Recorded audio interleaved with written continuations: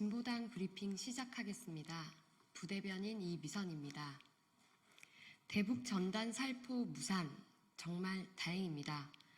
전쟁 촉발 중단하십시오. 오늘 경기 파주시에서 대북 전단을 살포하려던 납북자 가족 모임의 계획이 경기도 특별사법경찰과 접경지역 주민들, 진보당 당원들의 강력한 저지에 의해 무산되었습니다. 천만다행입니다.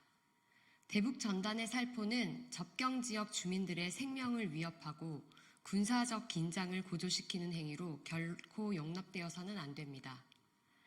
오늘 박상혁과 납북자 단체는 10만 장의 대북 전단을 살포하겠다며 공언하며 파주시 임진각에서 군사적 충돌을 조장하는 위험한 행동을 지속했습니다. 이들은 드론을 사용하여 퍼포먼스를 진행하며 접경지역 주민들의 안전에 실질적인 위협을 가하기도 했습니다. 무인기 문제로 남북 관계가 크게 경색되고 있는 현재 접경지역에서 말입니다. 이렇게 한반도의 전쟁을 조장하는 위험한 이들을 강력하게 제지하지 않고 불법을 용인하고 있는 이유가 무엇입니까?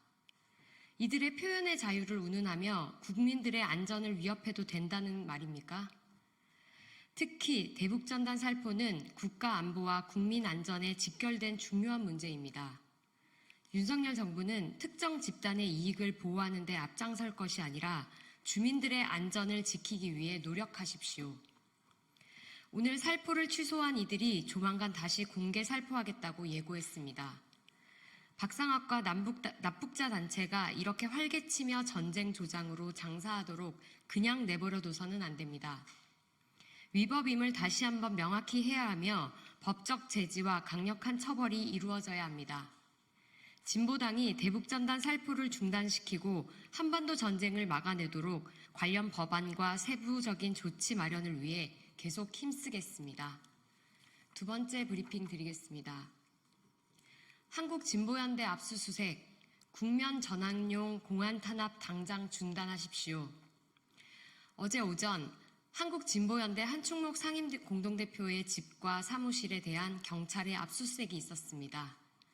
수십 명의 경찰이 동원되어 사무실이 봉쇄되고 먼지 털듯 조사하는 행위는 시민사회를 위축시키려는 정권의 반민주적인 수작이었습니다. 이번 압수수색의 이유는 과거 남북교류식이 발간된 책이라고 합니다. 당시에는 합법적이었던 것이 왜 지금은 불법인지 납득할 수 없습니다. 그때와 지금의 차이는 윤석열 대통령으로 대통령이 바뀌었고 국정농단으로 국정이 어지럽다는 것. 민생은 돌보지 않아 경제가 파탄나고 있으며 남북관계는 경색되어 전쟁 위기 국면이라는 것입니다.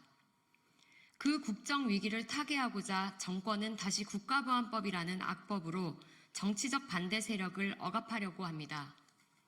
너무나도 뻔한 수법입니다. 지난 2008년 광우병 쇠고기 수입 반대로 국민적 요구가 거세던 당시 이명박 정권은 한국진보연대를 압수수색했습니다. 2010년 민주노동당 지방선거 승리 직후 새로운 세력이 등장하자 한국진보연대를 압수수색했습니다. 이렇게 정권의 위협적인 세력이 등장하면 국가 안보를 앞세워 먼지털이식 압수수색을 했던 일이 어디 하루 이틀 일입니까? 국민들은 이제 압수수색과 같은 공안 탄압이 정권의 위기를 탈출할 수 있는 수단이 아니라는 것을 분명히 알고 있습니다. 오히려 국민의 저항을 부를 뿐입니다. 윤석열 정권과 경찰에게 강력히 규탄합니다. 국면 전환을 위한 공안 탄압을 즉각 중단하십시오. 우리는 반민주, 반인권, 반민생 윤석열 정권과의 싸움을 결코 멈추지 않을 것입니다. 이상 브리핑 마치겠습니다. 고맙습니다.